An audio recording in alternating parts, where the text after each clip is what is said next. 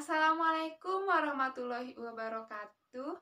Hai sahabat Rembo semua, semoga semua dalam keadaan sehat ya. Alhamdulillah kemarin tim Rembo bisa berbincang-bincang dengan Ibu Argi Asri Mustika MPD. Beliau merupakan dosen PLB Uninus. Keahlian khusus beliau adalah pada kajian anak tunarungu serta hambatan interaksi dan komunikasi ABK. Hasil penelitian beliau tentang tunarungu telah dipublikasikan di jurnal internasional juga nasional. Yuk kita sama-sama simak bincang-bincangnya.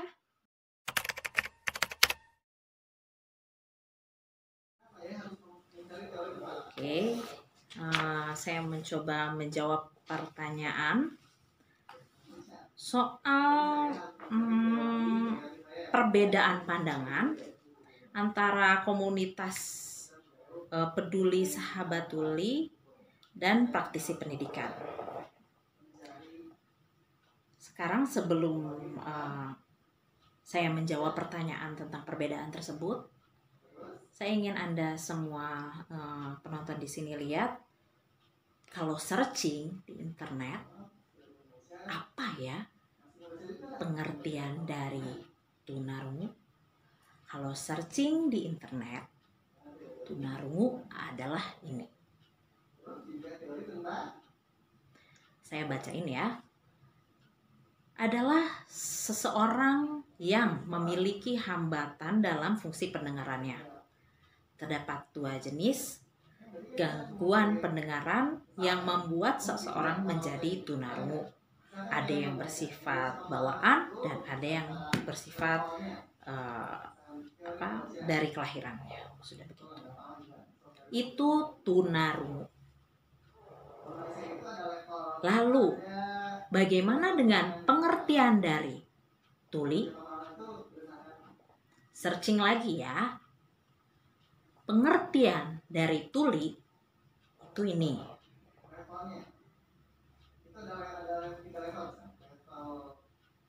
Oke. Jadi, apa itu tuli?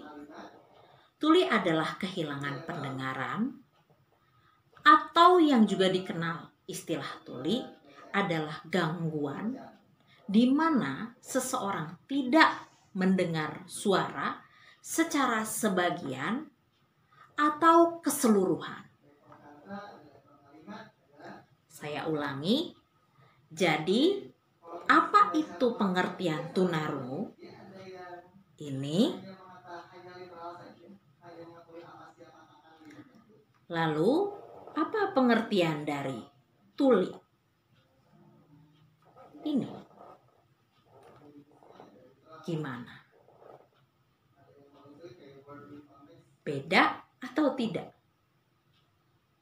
Kalau tanya pendapat saya, jawabannya adalah sama. Tunarungu dan tuli. Tidak ada perbedaan. Apa itu tunarungu, apa itu tuli, sama.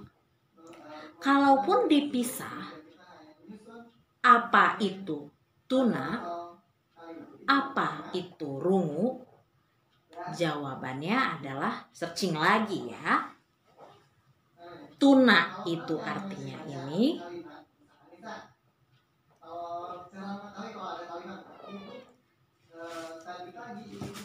Tuna itu bisa diartikan kurang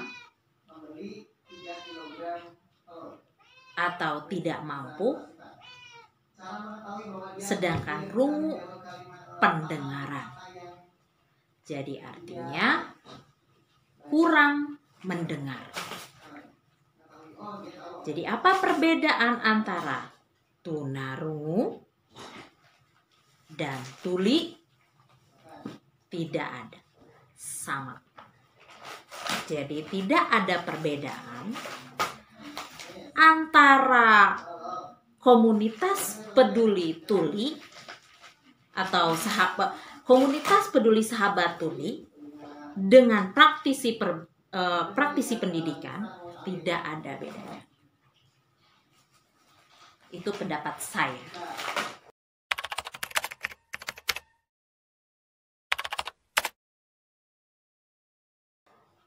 Lalu bagaimana dengan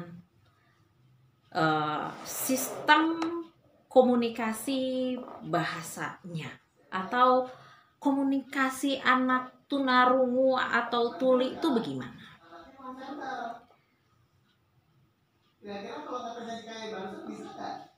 Kami sebagai praktisi pendidikan tidak memaksakan, tidak di secara materi di kuliah kami itu tidak menjelaskan mengenai kewajiban anak tunarungu harus begini bukan begitu. Kami membahas bahwa sistem komunikasi anak tunarungu itu ada 3. Apa itu? Ini.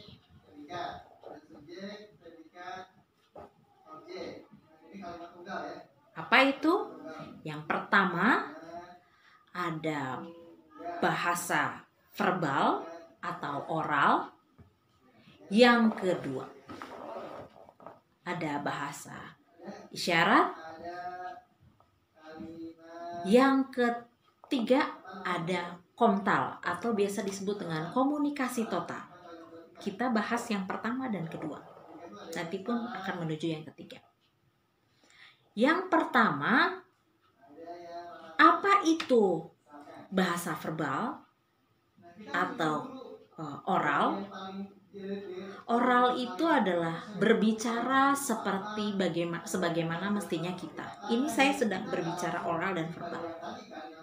Kenapa ada sistem komunikasi verbal untuk oral atau oral untuk anak tunarungu atau anak tuli? Sebagian berpendapat bahwa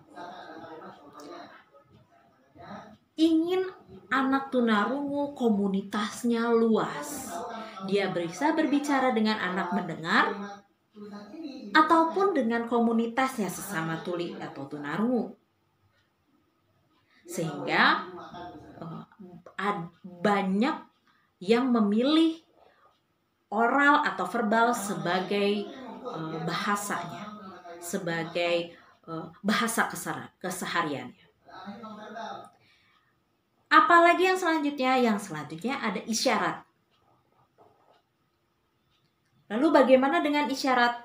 Ya, isyarat juga salah satu cara berkomunikasi dengan cara komunikasi pada anak tunarungu atau anak tuli.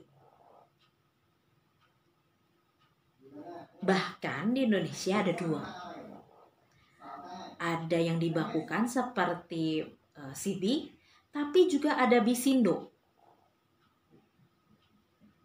Lalu bagaimana saya memandang ini? Saya memandang ini sebagai praktisi pendidikan. Saya menganggap ini tidak masalah karena ini sebagai suatu kekayaan dalam berbahasa. Sebagaimana ada bahasa Sunda, bahasa Jawa, bahasa kita ada bahasa Bugis dan lain berbagai macam bahasa yang ada di Indonesia. Begitupun bahasa isyarat. Saya menganggap bahwa anak tunarungu atau tuli sebagai individu yang berhak untuk berkomunikasi dengan cara apapun yang mereka inginkan. Tapi bagaimana dengan yang dibakukan? Itu dibahas bisa nanti. Walaupun memang pertama kali yang dibakukan awal mulanya memang CB. Lalu sekarang lahir Bisindo. Ada sekolah yang memakai CB, ada yang sekolah yang memakai Bisindo. Memang menjadi suatu isu yang rumit di pendidikan anak tunarungu. Tapi saya memandangnya sebagai kekayaan berbahasa. Sebagaimana kami orang-orang mendengar yang memiliki bahasa yang berbagai macam tergantung dari daerahnya.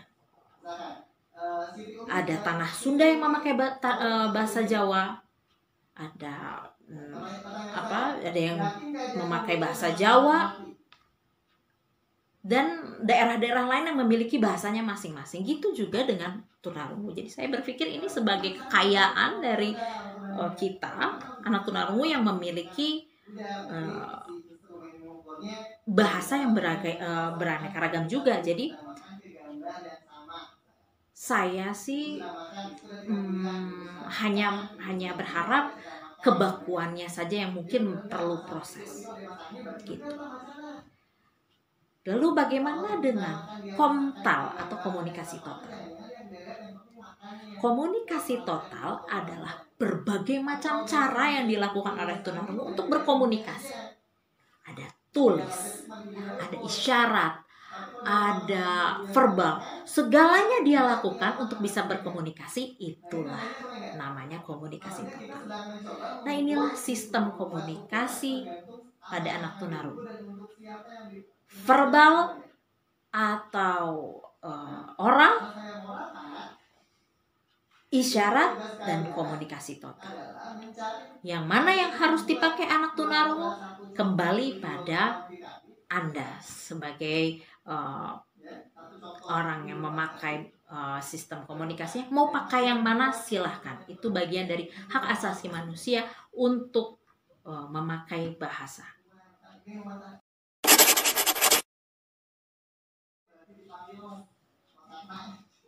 Lalu bagaimana dampaknya dari sistem komunikasi anak tunarungu yang ada 3 pada sekolah-sekolah SLB anak tunarungu?